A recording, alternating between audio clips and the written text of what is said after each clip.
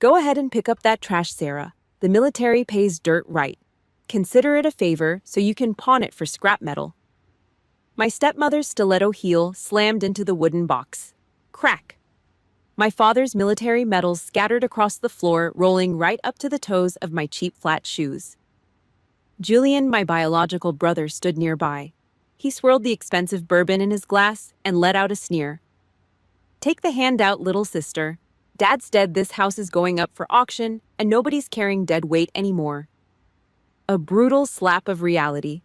They were stripping me bare, humiliating me right in front of dozens of wealthy antique dealers. But I didn't cry. I just stood up straight, hands pinned to my thighs in a rigid parade rest. Because the people currently gloating and trampling all over me had absolutely no idea they weren't lecturing some deadbeat daughter. They were pissing off a captain in the United States Navy. And the absolute worst part, the ground they were standing on, the roof over their heads, and even the damn glass in my brother's hand, legally belonged to me. But before I tell you the ruthless trap I set for them and who ended up on their knees begging, first hit like, subscribe, and don't look away. Because the payback in this room is going to leave you breathless. The auction hall buzzed, a low, ugly hum of gossip from the local elite, dozens of eyes tracking the drama. They pointed. They whispered behind crystal champagne flutes. Victoria waited for me to break. She wanted me on my knees on that cold marble floor, scrambling for pieces of tarnished bronze and frayed ribbons like a stray dog fighting for table scraps. She wanted the guests to see the pathetic, broke stepdaughter being put in her place. I didn't move a muscle. My eyes locked dead onto hers. No tears, no flinching, just a flat, dead stare. The total absence of obedience threw her off. The muscle in her jaw twitched. Her fake Botox-tightened smile slipped for a fraction of a second. The heavy scent of her Tom Ford perfume, sickly sweet and suffocating, hung in the air between us, masking the smell of dust and old wood. She hated my silence. She demanded a reaction, a breakdown. Instead, I gave her a brick wall. Inhale for 4 seconds. Hold for 4. Exhale for 4. Hold for 4. Box breathing. It's the first thing they drill into your head in the Navy to keep your heart rate from blowing up when the shooting starts. I let the oxygen kill the adrenaline burning in my veins. My brain shifted out of civilian victim mode and snapped into a cold, tactical assessment. I swept the room. Threat analysis. Julian was already 3 drinks deep into the good bourbon. He was swaying near the grand piano, his designer tie undone, looking sloppy and weak. Brittany, my older sister, was barking frantic orders at 2 moving guys aggressively wrapping a $2,000 oil painting in thick plastic. Up front by the podium, the hired auctioneer kept checking his gold Rolex. He was sweating through his cheap gray suit, desperate to drop the hammer and start the bidding. It was a messy, disorganized unit. A cluster of greedy amateurs rushing to loot a sinking ship before the water rushed in. Brittany noticed the standoff. She dropped the tape dispenser and marched over her heavy designer boots, clicking aggressively against the stone floor. She didn't even look me in the eye. Instead, she reached into her leather purse, pulled out a crisp $100 bill, and shoved it right into my chest. "Take it," she snapped. Her voice dripped with that fake, grating pity she reserved for homeless people at stoplights. "Get yourself some gas to drive back to whatever miserable base you crawled out of, and do it now. You're depressing the VIP buyers standing around looking like a charity case." $100. A crumpled Benjamin Franklin slapped against my jacket to buy my absence. It was the ultimate financial insult. The final layer of dirt thrown on my grave. She wanted to prove right here in front of half the town that I was nothing more than a pathetic loser intruding on their high society payday. I didn't reach for the money. I just let the bill fall. It fluttered down, landing dead center next to my father's silver star. I didn't say a single word. Words were a waste of good ammo on these people. I just took a slow, deliberate step backward, out of the glaring chandelier light. I faded into the shadows near the heavy oak doors, folding my arms tightly across my chest. Let them have it. Let them gorge themselves on this fake victory for just a few more minutes. They were so blinded by their own arrogance, they couldn't see the legal guillotine hanging right over their necks. Standing in the dark, staring at that discarded $100 bill on the floor, my stomach tightened into a knot. The smell of that crisp paper and cheap ink did something to my brain. It ripped me backward. Because this wasn't the first time they had treated me like a financial burden. My jaw clenched as the cold draft from the doorway hit my face, dragging me straight back to the bitter, empty morning I turned 18. I stood in the shadows of the auction hall. My eyes drifted away from the crumpled $100 bill on the floor. I looked up at the faded rectangular mark on the wall. That was where the massive oil-painted family portrait used to hang. Staring at that empty space, the stale air of the room faded. The smell of expensive perfume vanished. Suddenly, it was not an auction. It was a cold November morning. My 18th birthday. No balloons, no cheap vanilla sheet cake from the local grocery store. Just the harsh, buzzing hum of the fluorescent light in the kitchen. I stood alone on the cold linoleum floor. On the granite counter, a thick envelope from Chase Bank was waiting for me. It had my name printed on the front, but the top edge was already ripped open. My fingers felt numb as I pulled out the single sheet of paper. It was the college trust fund, the money my grandmother left specifically for me before she died.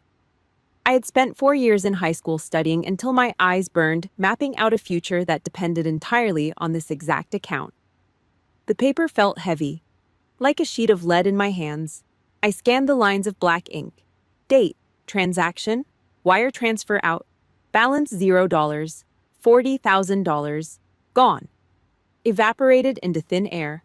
Every late night studying every college brochure I'd hoarded under my mattress, wiped out by a single bank transaction. Before my brain could even process the theft, a heavy guttural roar shook the living room windows. I looked outside. Julian pulled into the driveway. He was behind the wheel of a brand new jet black Porsche 911. The dealer plates were still bolted to the bumper. He killed the engine and stepped out. I could smell the burning rubber and the rich imported leather interior all the way from the front porch. He tossed the heavy key fob into the air, caught it, and flashed a massive, arrogant grin.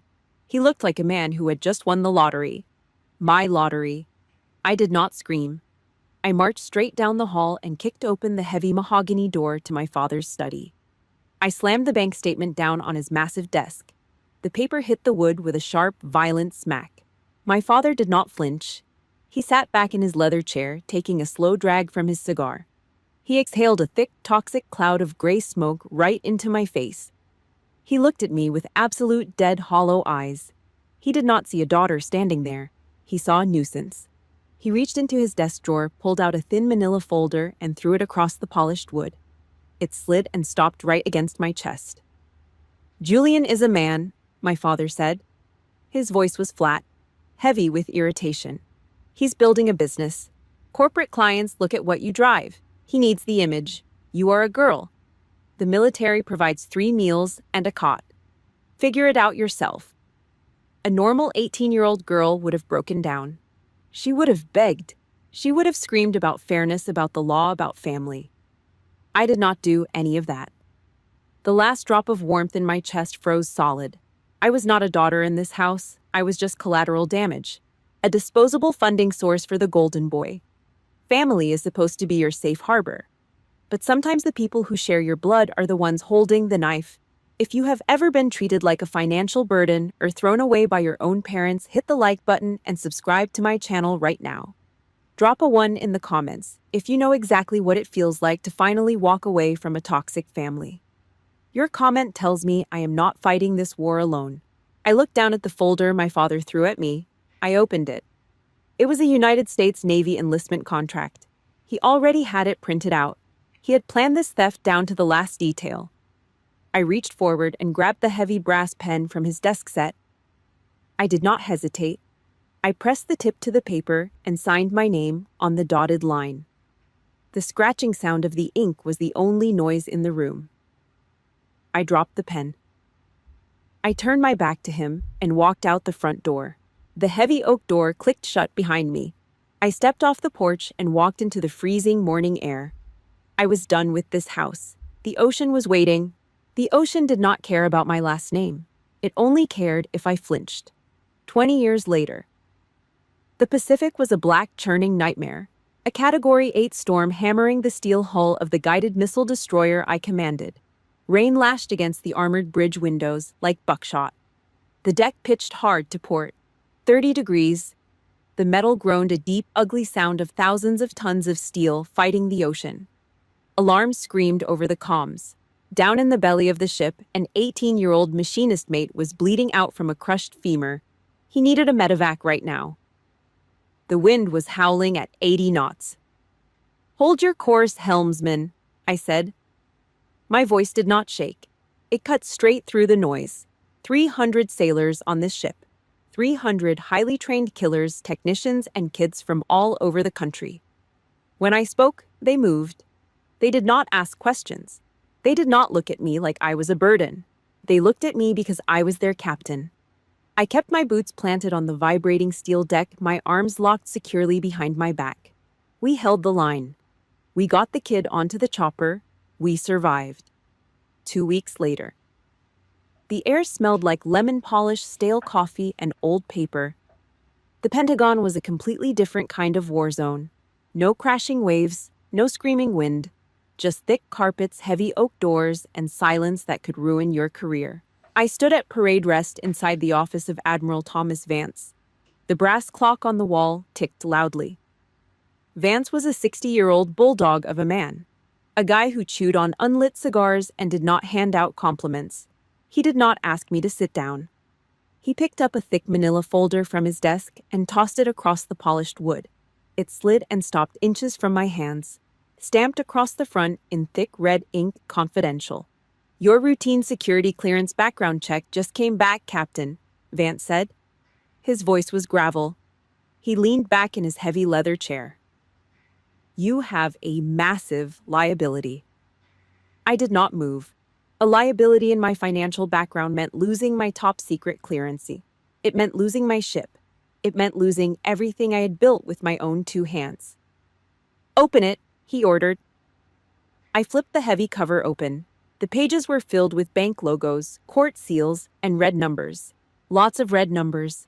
I stared at the name at the top of the foreclosure notice. My father. The man who told me I was useless because I was a girl. The man who bought his golden boy a Porsche with my college money just to project a strong business image. He was completely bankrupt. He gambled heavily on commercial real estate back in 2019. Stupid, arrogant bets. The market shifted and he doubled down like a desperate degenerate at a cheap blackjack table. He burned through his cash reserves. He burned through the equity. He took out predatory loans to keep up the fake appearance of wealth. The country club dues, the luxury cars, the tailor-made suits. All of it was built on a rotting pile of debt. Now the bill was due. The final paper was a notice of default from Chase Bank, the exact same bank that held my stolen college fund 20 years ago. The irony tasted like pennies in my mouth. The bank was seizing the 17-acre family estate. Total foreclosure. He had exactly 7 days before the county sheriff showed up, changed the locks, and dragged his custom-made Italian leather furniture onto the curb for the whole town to see. I closed the folder. The paper made a soft, dry slapping sound. I kept my face totally blank. My heart rate stayed flat. There was absolutely no pity in my chest, just the cold, hard reality of a target painting itself. Vance watched me carefully. He had read the file. He knew exactly what those people were. "Teddy Roosevelt had a good quote," Vance said quietly. He folded his thick hands on the desk. He said the glory belongs to the man who is actually in the arena, whose face is marred by dust and sweat and blood. He looked down at the folder, then back up at me. "Your family is drowning, Sarah. They are going under for the last time. As your commanding officer, I am telling you, this clears your background check. You are not financially tied to their mess. As your mentor, I'm asking you a question." Vance paused. "Are you sending a rescue chopper or are you dropping a torpedo?" I looked at the red confidential stamp. I thought about the torn envelope on my 18th birthday. I thought about the fake smiles, the expensive suits, and the sheer arrogant entitlement of the people sleeping in that massive house. I did not want them to drown. Drowning was too fast. Drowning was a relief. I wanted to own the water they drowned in. "Neither, Admiral," I said. My voice was ice. I picked up the folder. "I am buying the ocean." I walked straight out of the office. I pulled my encrypted phone from my pocket and made a single, untraceable call to a private attorney down in Virginia.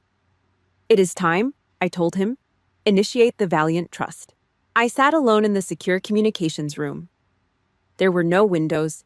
There was just the low grating hum of the server cooling fans and the bitter smell of burnt coffee and ozone. The Panasonic laptop felt heavy and cold under my fingers. I typed in the encrypted military authorization codes. My hands did not shake. The screen threw a flat blue glare across my face in the dark room. I opened the offshore routing protocol. Wire transfer. Destination, the Valiant Trust. Amount $4,200,000. Cash. Every single dollar of that money was earned in the dirt. It was built on hazard pay from 3 combat tours in the Gulf. It was built on months of eating sand, sleeping in heavy body armor, and breathing in diesel fumes.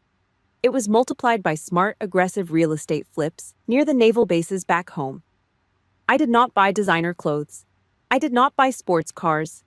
I bought a guillotine. I moved the cursor over the final prompt. I hit the enter key.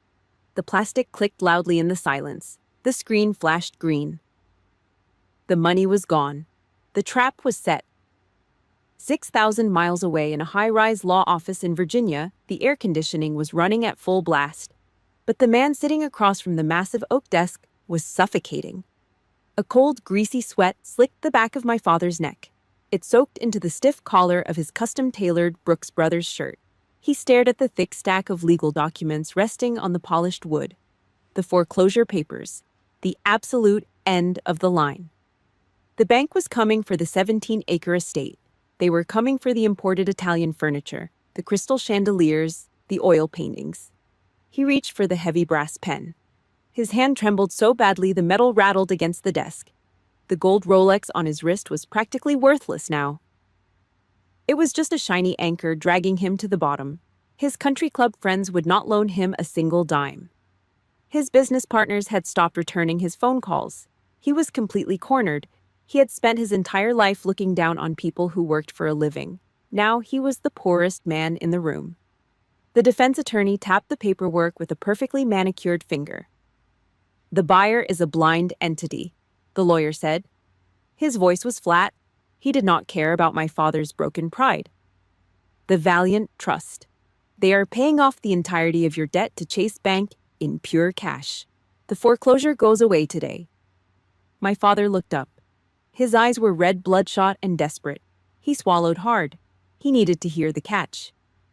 "In exchange," the lawyer continued, sliding a separate document across the desk, "you sign over total legal ownership of the property and all its contents.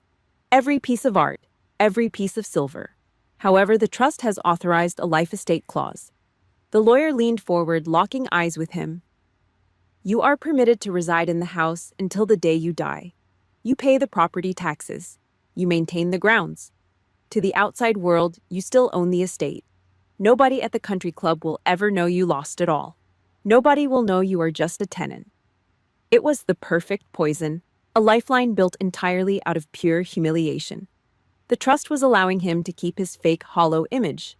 He could still play the wealthy, successful patriarch in front of his golf buddies, in front of his parasitic wife Victoria and his lazy son Julian. But inside those walls, he would know the ugly truth every single day. He owned absolutely nothing. He was renting his own life from a faceless ghost. He did not ask who was behind the trust. He did not care. His toxic pride was bleeding out on the floor, and he was desperate for a bandage. He gripped the pen. The metal scratched harshly against the thick paper. He signed his name. He sold his soul just to keep up a lie. 1 year later. The dead silence of my quarters was broken by a sharp electronic scream. My encrypted satellite phone vibrated violently against the cold metal nightstand. 0200 hours. I sat up in the dark. The steel deck was freezing against my bare feet. I picked up the receiver. "He is dead." Victoria's voice crackled through the terrible connection. She sounded exhausted, but there was a sharp, greedy edge hiding right underneath the fake grief. She was not mourning a husband. She was already calculating her inheritance. She was probably standing in the master bedroom looking at his jewelry box and doing the math. The funeral is on Thursday, she snapped, not waiting for a response or offering any comfort. Do not expect us to pay for your flight. We have a lot of expensive legal matters to handle with the estate. She hung up. The line went dead. I lowered the phone slowly. I looked at the black screen in the dark room. They really thought they had won. They thought the old man had left them an empire to loot.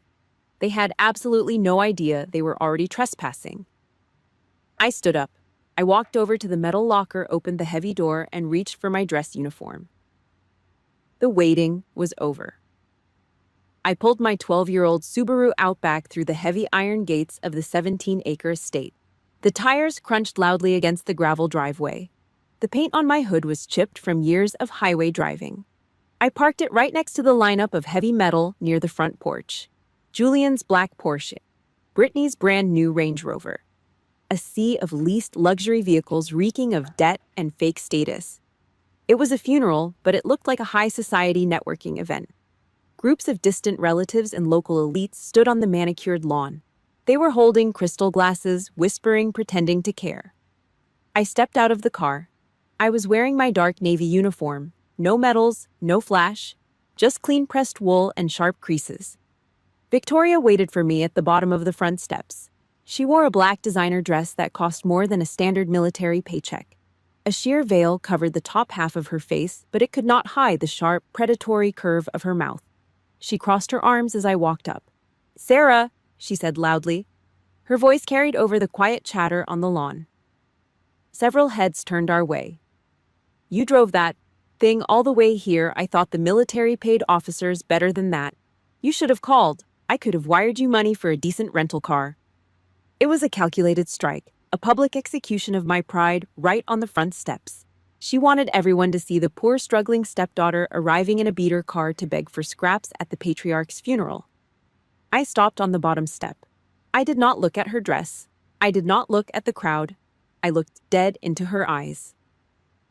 "Where is my room?" I asked. My voice was flat, heavy. Victoria let out a short, breathy sigh. It was the kind of sigh a mother gives to an annoying toddler. She reached into her expensive leather clutch. She pulled out a cheap, scratched plastic keycard attached to a flimsy keychain. She tossed it. It hit the stone step by my boot with a dull, pathetic plastic clatter. "We are completely full," she said, her voice dripping with fake sympathy. "Julian's business partners are taking the guest house. The relatives have the spare bedrooms. I booked you a room at the Holiday Inn out on the interstate. It is already paid for. Consider it a favor." A Holiday Inn on the highway, next to the truck stop. While Julian's random golf buddies slept in the heated guest house of a 17-acre estate. It was a brutal psychological shove out the door. A reminder that I had no bloodline privilege here. I was just an outsider polluting their clean air. I bent down slowly. I picked up the plastic keycard. The edges were chewed up and sticky. "Thank you," I said. Victoria smiled, a thin, victorious sneer. She thought she had broken me. She reached up with her left hand to push a stray piece of blonde hair back under her veil. The afternoon sun hit her hand. A sharp, blinding flash of light caught my eye. I stopped breathing. The muscles in my neck tightened so hard they burned. On her left ring finger, sitting right above her gaudy wedding band, was a 2-carat custom-cut diamond. It was set in a heavy vintage platinum band with a distinct floral engraving. It was my mother's ring. My real mother. The woman who died when I was 12.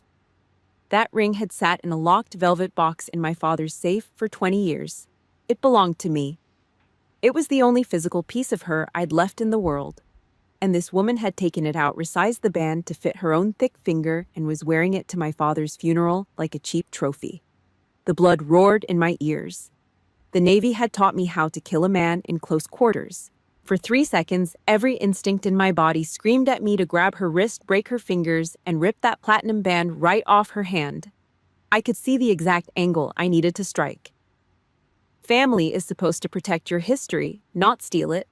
But some people will take everything from you and wear it like a prize. If you have ever watched a toxic family member steal something sacred from you, whether it was money, an heirloom, or just your peace of mind, hit the like button and subscribe right now. Drop a yes in the comments if you know the exact kind of rage I was feeling in that moment. I did not strike her, I did not scream, I did not say a single word. I just stared at the diamond until the flash of light faded. I absorbed the insult. I swallowed the rage like broken glass, letting it tear up my throat on the way down. I squeezed the cheap plastic keycard in my hand until the edges cut into my palm. I turned my back on her, walked to the Subaru, and got in. I threw the car into gear and drove out the massive iron gates. That night, the air inside the Holiday Inn room smelled like old cigarette smoke and industrial bleach. The neon sign outside the window buzzed constantly, casting a cheap red glow across the stained bedspread. I sat at the wobbly particle board desk. I flipped open my encrypted laptop. The screen booted up, illuminating the dark room. I dialed a Virginia area code. The line clicked open. "Hutchkins," the lawyer answered. His voice was tired. I did not say hello. I looked at the red neon light bleeding through the blinds. "Prepare the documents," I said. "The waiting period is over. It is time to trigger the Valiant Trust." The mahogany study smelled like stale cigar smoke and expensive cologne. The heavy velvet curtains were pulled back, letting the afternoon sun highlight the dust floating in the air. We sat in a semicircle in front of the massive oak desk. Lawyer Hutchkins sat behind it, shuffling thick stacks of legal paper. Julian slumped deep into a leather wingback chair. He nursed his second bourbon of the day, the ice clinking softly against the glass. Brittany sat next to him, violently tapping her acrylic nails against the armrest. Victoria sat dead center. She was still wearing her black funeral dress, the stolen diamond catching the light every time she adjusted her posture. I stood by the door. Parade rest, boots shoulder-width apart, hands clasped behind my back. I did not want to sit on his furniture. Hutchkins cleared his throat. He started reading the last will and testament. It was a fairy tale, written by a dead man. "To my son Julian." Hutchkins droned on, reading the boilerplate legal text. "I leave the entirety of my commercial real estate portfolio and the remaining tech stocks." Julian took a slow sip of his bourbon. He tried to look solemn, but a smug little smirk tugged at the corner of his mouth. "To my daughter, Brittany, I leave the European art collection and the silver." Brittany stopped tapping her nails. She let out a heavy sigh of relief. Hutchkins turned the page. The paper rustled loudly in the quiet room. He adjusted his glasses and looked down. He hesitated for a fraction of a second. "To my daughter, Sarah. I leave the contents of the locked cedar box in the attic, the military medals." Silence hit the room.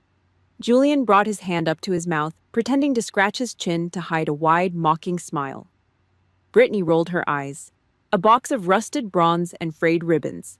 It was his final insult from the grave, a deliberate, calculated slap to the face to remind me that, even in death, I was nothing but trash to him. I did not blink. I kept my breathing even, 4 seconds in, 4 seconds out. "And finally," Hutchkins said, picking up the last heavy sheet of paper. "The 17-acre estate, the main house, and the guest properties." Victoria sat up straight. She crossed her legs, her eyes locked onto the document like a hawk. "I leave the property in a spousal trust for my wife, Victoria, for the remainder of her natural life." Victoria let out a soft, breathy laugh. The fake grief was completely gone. She reached over to the silver ice bucket sitting on the side table. She pulled out a chilled bottle of Dom Perignon. Her thumb pressed hard against the foil wire. She was getting ready to pop the cork. She was ready to celebrate claiming her throne. "That is impossible," I said. My voice cut through the room like a scalpel. It was not loud, but it stopped everyone dead. Victoria's thumb froze on the cork. Julian lowered his glass. I unclasped my hands. I walked over to the heavy oak desk. I reached inside my jacket, pulled out a thick file bound with a red tamper-proof legal seal, and dropped it right on top of the will. The heavy file hit the wood with a dull, violent thud. "What the hell is this, Sarah?" Julian snapped. "Can you stop acting like a psycho for 5 minutes?" I ignored him. I looked straight at the lawyer. "Open it, Hutchkins. Read the deed." Hutchkins frowned. He reached out with a trembling hand and broke the red seal. He flipped the cover open. His eyes scanned the top page. The blood instantly drained from his face. His skin turned the color of dirty chalk. "He didn't own this house," I said flatly, looking at Victoria. "He went broke. He defaulted on everything. He sold the entire estate 13 months ago to clear a foreclosure." The room went dead silent. The kind of silence that happens right after a car crash before the screaming starts. "You are lying!" Victoria shrieked. Her voice cracked. She dropped the champagne bottle back into the ice bucket. Ice water splashed over the edge and soaked into the Persian rug. "I am his wife. I have spousal rights. This house belongs to me." "He signed a life estate agreement," Hutchkins whispered. He looked up completely horrified. He realized he had been played too. "He sold the property to a private trust. He was just a tenant. He was allowed to live here until he died to keep up appearances. But the property rights transferred immediately." "And the seller is dead," I said. I stepped right up to Victoria. I looked down at her. The panic in her eyes was raw and beautiful. The arrogant queen was gone, replaced by a desperate, cornered animal. The life estate clause only covered the seller. "Your name is not on the deed. You have no spousal rights to a rental property." I leaned in close. The smell of her perfume made me sick. "Welcome to the street." I did not wait for the screaming to start. I turned my back and walked straight out of the mahogany study. I shut the heavy door behind me, trapping them in the wreckage of their fake empire. They had absolutely no idea who actually owned the trust, and I was going to let them bleed out a little longer before I told them. 2 weeks after the reading of the will, I was standing on the bridge of my destroyer, looking out at the gray horizon, when my encrypted phone buzzed. It was an email from Hutchkins. The subject line was blank. I opened it. Attached was a high-resolution PDF flyer circulating among the local antique dealers and wealthy scavengers back home. An estate auction. Victoria was trying to liquidate the entire house. She knew she had no legal right to the property anymore, so she went scorched earth. She was going to sell off the imported furniture, the oil paintings, the silver, everything not bolted to the floor before the trust could officially evict her. She wanted the cash. She wanted to run. I did not bother changing clothes. I requested emergency leave, walked straight off the ship, and caught the first commercial flight out of Norfolk. I was still wearing my high-ranking Navy combat uniform, the dark camouflage, the heavy combat boots. 3 hours later, I was back in the grand foyer, right back where we started. The heavy wooden box hit the marble floor. Crack! My father's bronze medals scattered near my boots. Julian swirled his expensive bourbon and spat his insult. Brittany shoved the crumpled $100 bill into my chest, telling me to buy gas and leave the VIPs alone. I stood in the shadows near the heavy oak doors. I let the sting of their words wash over me. I looked at the crowd. The auctioneer was standing behind the podium, wiping sweat from his forehead with a cheap handkerchief. He raised his heavy wooden gavel. He was ready to start taking bids on the leather sofa. I stepped out of the shadows. I did not yell. I just walked forward. The sound of my heavy combat boots hitting the cold marble floor echoed like gunshots. A slow, heavy, rhythmic thud. The crowd of wealthy buyers turned to look. Their murmurs died instantly. A woman in a dark navy combat uniform, moving with the cold, mechanical precision of a predator, has a way of sucking all the oxygen out of a room. The crowd automatically parted, stepping back to give me a clear path to the front. I stopped right in front of the podium. I did not look at the auctioneer. I looked straight at Victoria. She was standing near the grand piano holding a clipboard, her face completely frozen. "Put the gavel down," I commanded. The auctioneer jumped. He lowered the wooden mallet slowly. I turned my head slightly so my voice carried to the back of the room. "Not a single item in this house is permitted to be sold." Silence. The kind of heavy, uncomfortable silence that makes people shift nervously on their feet. Victoria snapped. The panic she had been hiding for 2 weeks suddenly exploded. She marched across the room, her high heels clicking frantically against the stone. Her face was flushed dark red. The vein in her neck bulged against her expensive jewelry. "You have no authority here," she screamed, pointing a shaking finger directly at my face. This is an illegal eviction. I demand to speak to the owner. Call the coward hiding behind the valiant trust. I want them standing right in front of me to negotiate this. She stood there, breathing heavily, completely blinded by her own desperation. She demanded to see the owner. She demanded to look the ghost in the eye. I stayed perfectly still under the bright chandelier light. I locked my eyes onto hers. Careful what you ask for, Victoria.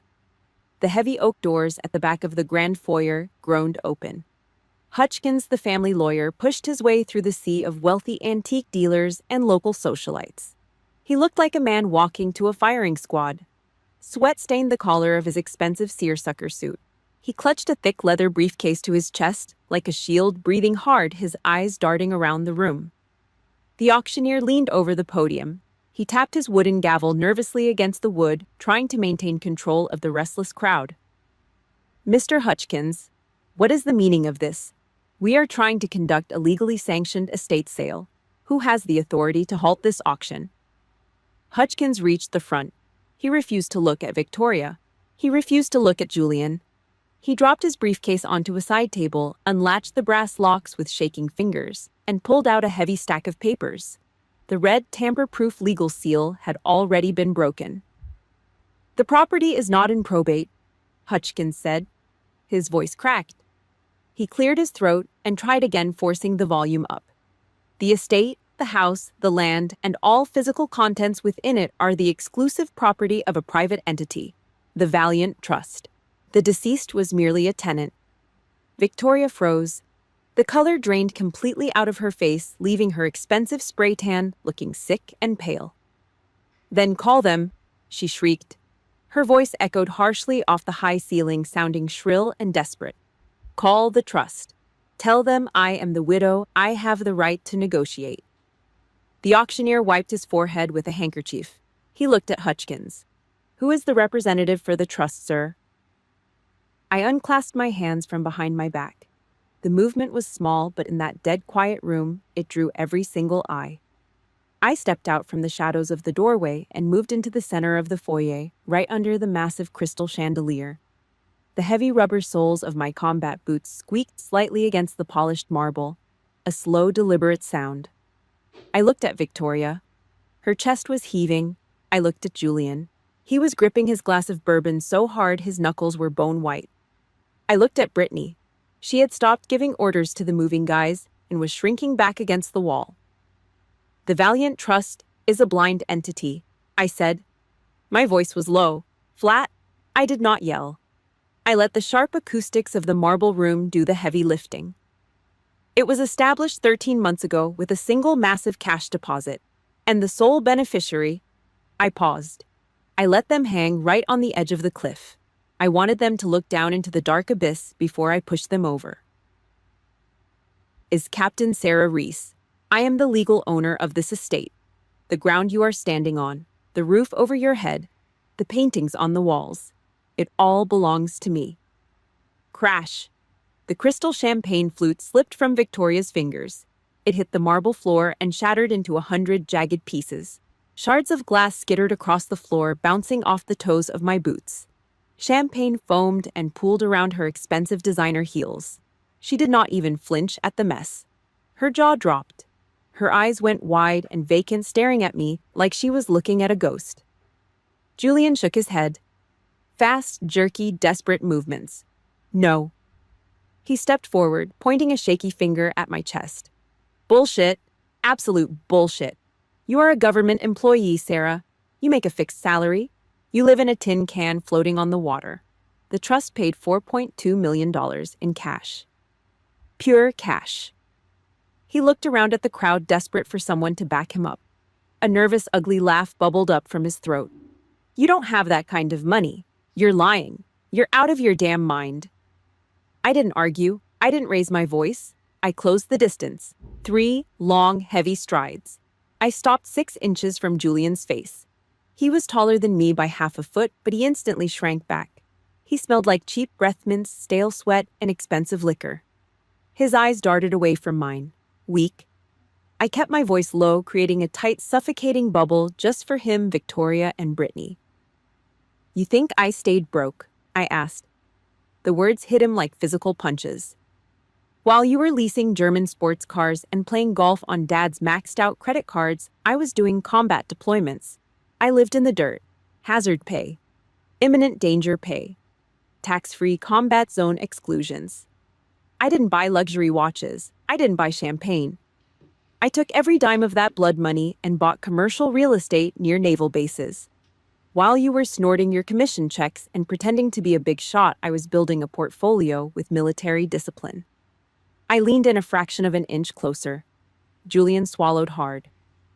I bought this house with sweat, cordite, and discipline, Julian.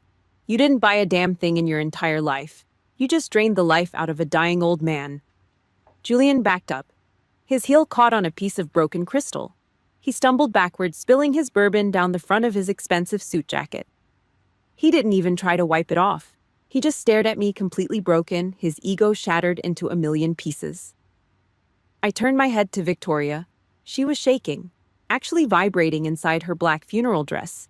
Her manicured hands were clenched into tight fists at her sides. The diamond ring, my mother's ring, flashed under the chandelier light. "Why?" she whispered. Her voice was cracked, completely hollow. "If you owned it, if you owned all of it, why let us stay? Why let me throw you out to a cheap motel?" I let a cold, hard smile touch the corners of my mouth. I reached up and slowly adjusted the collar of my uniform. "Because Dad begged," I said. I stripped away the last layer of mercy. He sat in a lawyer's office, sweating through his shirt, and sold his soul to keep you parasites from knowing he was a total failure. I gave him a life estate clause. I let him play the king of the castle until his heart gave out, and I let you treat me like garbage because it was funny. I looked at Brittany. She was shaking her head, tears ruining her expensive makeup. "Brittany," I said softly, "you shoved $100 bill into my chest an hour ago. Keep it. You are going to need it for a security deposit on a cheap apartment." I looked back at Victoria. A pathetic, miserable lineup of fake wealth and hollow arrogance. You needed me to be poor. You needed Sarah the failure so you could feel good about yourselves. You needed someone to look down on. But the truth is, Victoria, I dropped my voice to a dead whisper. You have been squatting in my house for 13 months. You are living on my charity. You are the parasite. The crowd of wealthy antique dealers, country club snobs, and local gossips watched the entire execution. They were staring at Victoria, Julian, and Brittany like they were infected with a disease. The illusion was gone. The fake wealth was completely stripped away. They were exposed as broke, homeless frauds. There is nothing the elite class hates more than someone pretending to have money when their bank accounts are empty. I reached into the pocket of my tactical trousers. I pulled out my encrypted military smartphone. I unlocked the screen. It displayed the master deed, notarized, stamped, and federally authenticated. I held it up so the auctioneer behind the podium could clearly see the federal seal and my name. He swallowed hard. He looked at the document on the glowing screen, then looked at me. He gave a sharp, frantic nod. I put the phone away. I looked at the auctioneer. "You have exactly 5 minutes to clear my property," I told him. My voice cut across the dead silent room. "Pack up your podium. Get these people out the front door. Anyone left inside this house after 5 minutes gets arrested by the county sheriff for federal trespassing." I turned my back on my family. I didn't look at Julian's stained suit. I didn't look at Victoria's shattered glass. I didn't say another word. I just walked toward the heavy oak doors, leaving them standing in the smoking wreckage of their own destroyed egos. The auctioneer was already shoving his ledger into his briefcase. The sharp snap of the brass locks echoed loudly across the dead quiet room. Nobody else moved. Victoria's knees finally gave out. She collapsed onto the edge of the leather sofa. The shock wore off and the parasitic survival instincts kicked in. The crocodile tears started instantly. Heavy, dramatic sobs. Thick black mascara ran down her cheeks, cutting through her expensive layer of foundation. She looked up at me, her chest heaving, trying to play the victim one last time. "Sarah," she sobbed. Her voice was shaking, high-pitched and pathetic. She held her manicured hands out toward me. The diamond ring flashed, but this time it just looked cheap. "Please, we are family. You are my daughter.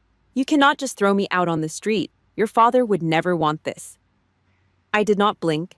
I looked down at her. My eyes were completely dead. The air in the room felt like it had dropped 10 degrees. "You have exactly 90 days," I said. My voice was low, scraping against the silence like a rusted blade. 90 days to pack your underwear, your cheap shoes, and get off my property. She opened her mouth to argue, but I stepped closer, crushing the broken champagne glass under my heavy combat boot.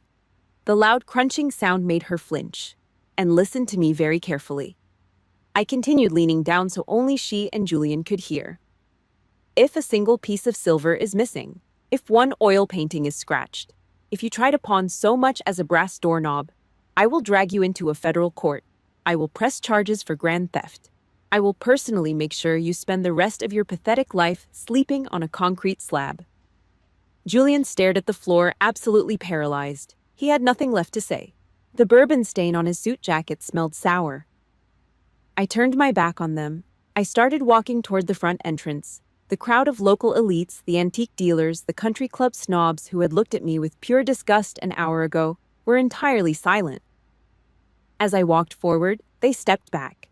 The sea of expensive tailored suits and designer dresses automatically parted. They pressed their backs against the expensive wallpaper just to give me a wide path. Nobody made eye contact. They were terrified. It was absolute authority earned through total dominance. I reached the grand foyer. The air here was colder. I stopped walking. Hanging on the wall to my right was the old family portrait, the massive oil painting they had commissioned when I was 18, right before they stole my college trust fund. Julian was front and center, wearing a custom suit, projecting his fake success. Brittany had a wide, hollow smile. Victoria was leaning against my father, and way in the back, standing in the dark shadows of the background, was me, the invisible scapegoat, the disposable daughter. I stood there and stared at the canvas. The paint was old, the edges slightly cracked from age. I looked at the dark, serious eyes of the 18-year-old girl in the painting, the girl they tried to break. I looked at her, and something inside my chest finally unlocked. For the first time in 20 years, I swear to God, the girl in the shadows was smiling. I turned away from the wall. I placed both hands flat against the heavy oak front doors and pushed. The rusted iron hinges screamed as the doors swung wide open. The blinding afternoon sun hit my face, and a cold, clean ocean wind rushed inside.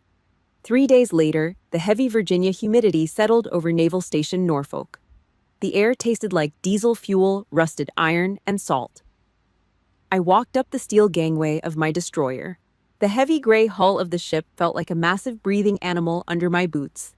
2 Marine sentries stood at the top of the ramp. They did not care about the brand of my car or how much money I had in the bank. They saw the rank on my collar. They snapped to attention. Hard, sharp, perfect salutes. "Permission to come aboard, Captain," one of them said. "Granted," I replied, returning the salute. This was my family. A family built on blood cordite and absolute trust. We earned our place here. Nobody handed us a thing. I went straight to my cabin, locked the heavy steel door, and sat down at the bolted desk. I opened my laptop. My inbox was clogged. 5 emails from Julian, 7 from Brittany, 2 from Victoria. I did not read the long, pathetic paragraphs. I did not care about the fake apologies, the desperate begging for money, or the sudden miraculous realization that they loved me. A parasite only loves the host when the blood supply gets cut off. They were broke, desperate, and terrified of the real world. I hovered my mouse over the master select box. I checked it. All 14 emails highlighted in blue. I hit delete. I emptied the trash folder immediately. Gone. Wiped completely off the hard drive. I did not owe them closure. I did not owe them an explanation. The ultimate form of military discipline is knowing exactly when to cut off a dead limb to save the rest of the body. I closed the laptop. The quiet hum of the ship's engines vibrated through the metal desk into my hands. I reached into my pocket and pulled out the legal contract Hutchkins had finalized that morning. I was not going to bulldoze the 17-acre estate. I was not going to live in it either. That house was a monument to fake wealth and toxic pride. I was going to gut it.